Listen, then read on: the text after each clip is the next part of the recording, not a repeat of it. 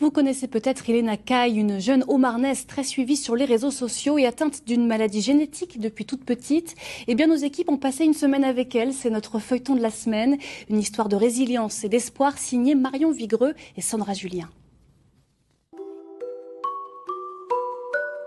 Une maladresse de la vie. Voilà comment Ilena, jeune Haut-Marnaise de 11 ans, évoque la maladie génétique qui l'oblige à vivre en fauteuil depuis son enfance.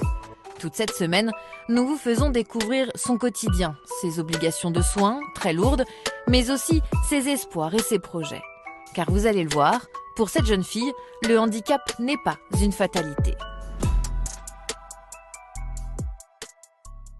C'est une scène de la vie de famille tout à fait ordinaire.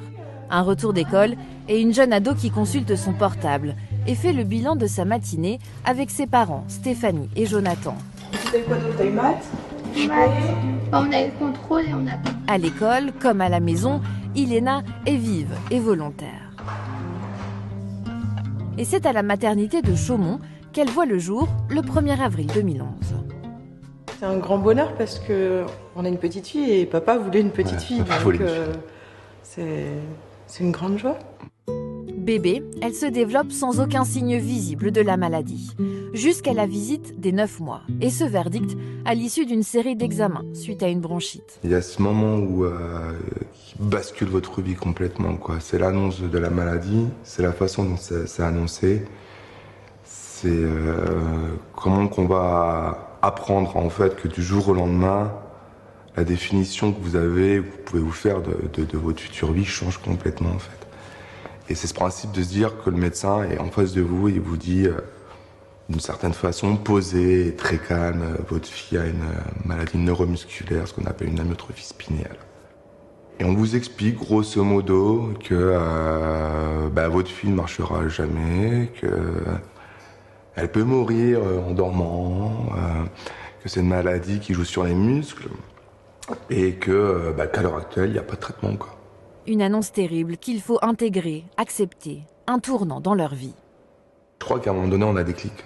On a un déclic, alors d'où il vient, je sais pas.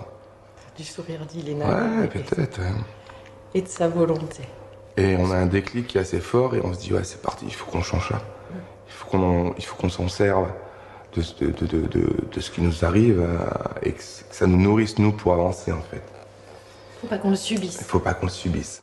Chaque étape est difficile, mais ils avancent, s'adaptent, avec un mental d'acier et une envie de vivre qu'ils transmettent à leur fille. Alors aujourd'hui, Ilena croque la vie. Son quotidien, ses rencontres, ses voyages, elle les partage sur les réseaux sociaux. Avec le coiffeur, Avec Patrice. avec L'écofloc. avec Kamel. Ah ouais. Elle compte 13 000 abonnés sur Facebook et en Haute-Marne, beaucoup la connaissent et la suivent. Je regarde à peu près tous les jours avec papa et les gens sont toujours bienveillants et je les remercie. Ça me donne envie de continuer. Ilena veut vivre à fond. La maladie est là, mais pas question qu'elle prenne toute la place. De montrer que rien n'est impossible, que c'est pas parce qu'on est handicapé qu'on peut pas vivre normalement. J'aime pas dire normalement, mais voilà. Certes, je ne marche pas, mais je peux quand même skier, danser, jouer. Avoir une vie comme tout le monde. Avoir une vie comme tout le monde. Vivre comme tout le monde, ne pas se fixer de limites, faire de leur mieux, malgré le handicap. Voilà leur approche de la vie. Essayez tant que possible de ne pas baisser les bras. Parce que nos enfants nous aident à ne pas baisser les bras, même dans les moments difficiles. Demain, dans l'épisode 2, nous passerons toute une journée avec Ilena. Entre l'école, le kiné et les loisirs, vous le verrez, le rythme est intense. Voilà pour votre feuilleton. Et puis une erreur, c'est